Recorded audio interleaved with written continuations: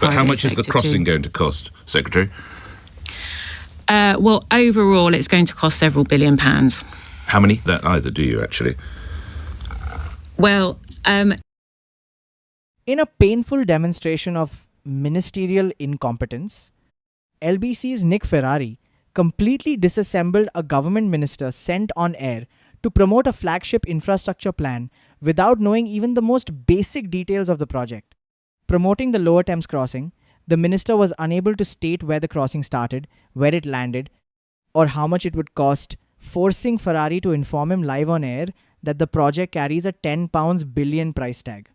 The interview exposed the breathtaking arrogance of a political establishment that routinely sends spokespeople out to preach about broad economic strategy while fundamentally lacking basic mastery over the numbers, geography, and taxpayer money they are tasked with managing. The congestion around the Dartmouth Tunnel is a real problem for getting lorries moving between the north and the Midlands and the ports in the southeast. Dartford Tunnel, I think.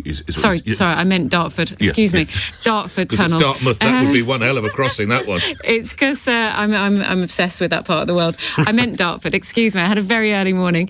I know the feeling. Dartford Tunnel. Yes, I'm sure you did too. Just remind listeners where the new crossing is, where it takes off and where it lands.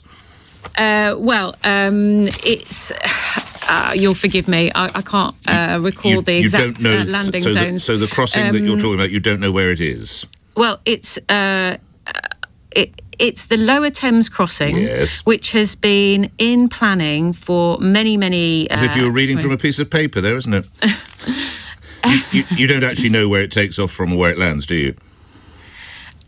You'll forgive me, Nick, but this is part of a broader 10-year infrastructure strategy that we will be launching later this week. And it is vital that we ensure that we improve our infrastructure, which is absolutely central to economic growth across the country and delivering better jobs and better wages for people. I don't want to go on about this, but it is about the 19th word in the press release, the Lower Thames crossing. Let me tell you, Gravesend in Kent, Tilbury in Essex, those are the two towns. Tilbury, it was Tilbury that I couldn't... Yeah. How much is it going to cost?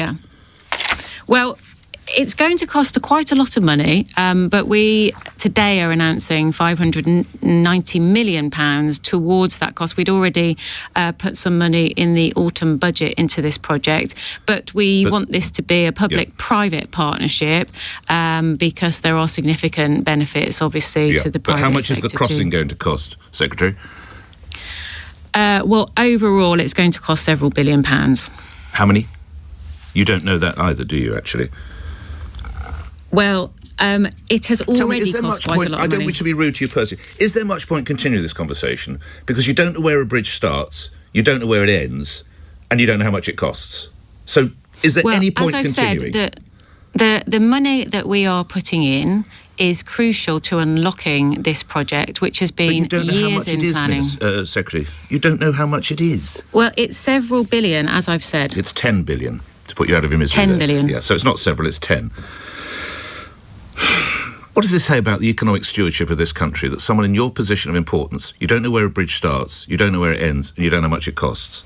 What does that say to you? Well, I'm here to talk about the broader infrastructure plan as well that we will be launching later this week. Well, for the benefit of my listeners, I will continue. When will the Hammersmith Bridge problem be resolved? I'm not here to talk about the Hammersmith Bridge. I'm not a transport minister. But you're talking about infrastructure. You're talking. Sorry, I thought we just talked about 3,000 bridges that are unable to support the heaviest vehicles. I don't have the detail of the Hammersmith Bridge. But that's one of the key bridges that can't support any vehicles, let alone the heaviest of vehicles. So clearly that must figure in this.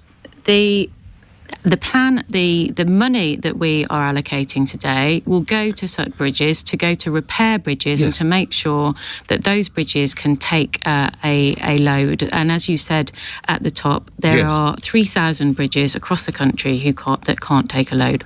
Right. And one key one is the Hammersmith Bridge, so that's not part of this at all. There will be Hammersmith Bridge and others will be, but that will be down to local. I mean, look, I can't come on your programme and give you the dates for every 3,000 bridge that will be. I'm merely asking that one of particularly It's been closed, I think, for around 6 years. We hear of a new initiative by the newish government, 3,000 bridges. One of the ones that really jumps off the page, of course, is Hammersmith Bridge.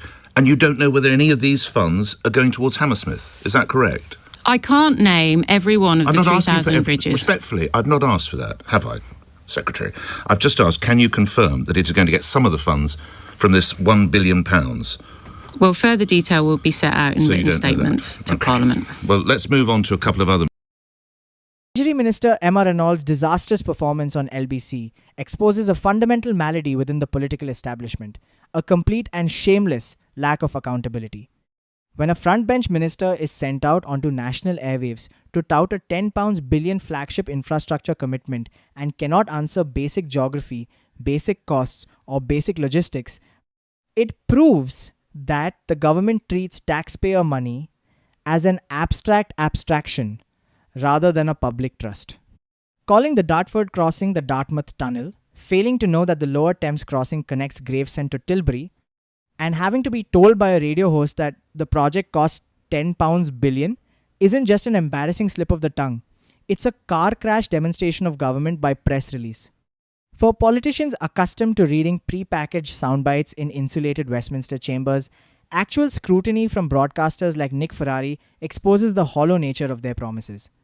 When ministers treat £10 billion infrastructure plans with the same casual indifference as a routine photo op, it sends a clear signal to working Britons. The people running the country are completely unbothered by the details that govern everyday life. True economic stewardship requires competence, preparation, and respect for the public purse, none of which were on display here.